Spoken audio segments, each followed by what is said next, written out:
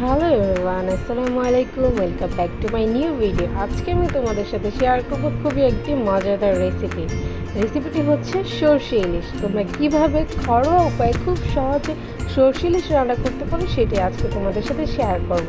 তো চলো দেরি না করে আমরা মেন ভিডিওতে চলে যাই। প্রথম আমরা এখানে একটি পর্দার ইলিশ নিয়ে নিয়েছি। এটাকে ভালোভাবে কেটে ধুয়ে পরিষ্কার করে নিয়েছি। তারপর এখন আমরা যে ইলিশটা দিয়ে সরষে ইলিশ রান্না করবো সেগুলো এখন ম্যারিনেট করে নিব। ম্যারিনেট করার জন্য নিয়ে নিয়েছি হলুদ গুঁড়ো, দিয়ে দিচ্ছি লবণ। লবণ দেওয়া হয়ে গেলে আমরা দিয়ে দেবো হচ্ছে সরিষার তেল। এখন আমরা মাছটাকে ভালোভাবে ম্যারিনেট করে নেব। আমাদের মাছটা ম্যারিনেট করা হয়ে গিয়েছে।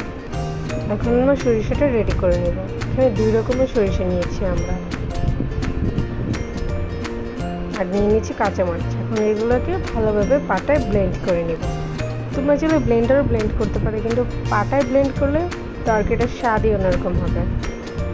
তারপর আমরা একটি কড়াইয়ে পরিমাণ মতো তেল দিয়ে তেলটা গরম করে নিয়ে দিয়ে দিয়েছি পেঁয়াজ কুচি।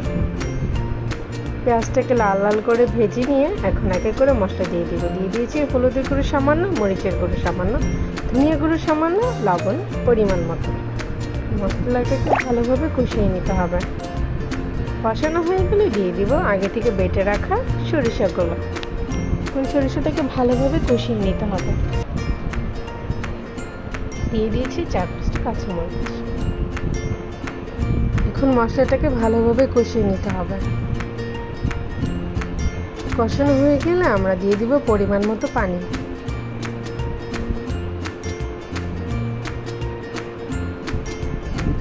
পানিটা দেওয়া হয়ে গেলে পানিটা যখন একটু টেনে যাবে তখন আমরা ইলিশের পিসগুলো এখানে দিয়ে দেব। এক এক করে ইলিশের পিসগুলো আমরা দিয়ে দিচ্ছি। ইলিশের পিসগুলো দেওয়া হয়ে গেলে আমরা দিয়ে দেব ধনেপাতা।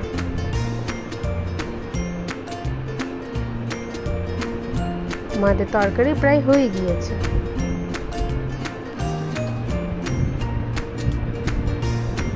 তৈরি হয়ে গিয়েছে আমাদের সরষে ইলিশ। দেখতে খুবই লোভনীয় লাগছে। এভাবে বাসায় রান্না করলে খুবই মজা হবে। এবার পরিবেশন করা যাক। আশা করি সবার আমার ভিডিওটি ভালো লেগেছে। দেখা হবে অন্য কোনো ভিডিওতে। আল্লাহ হাফেজ।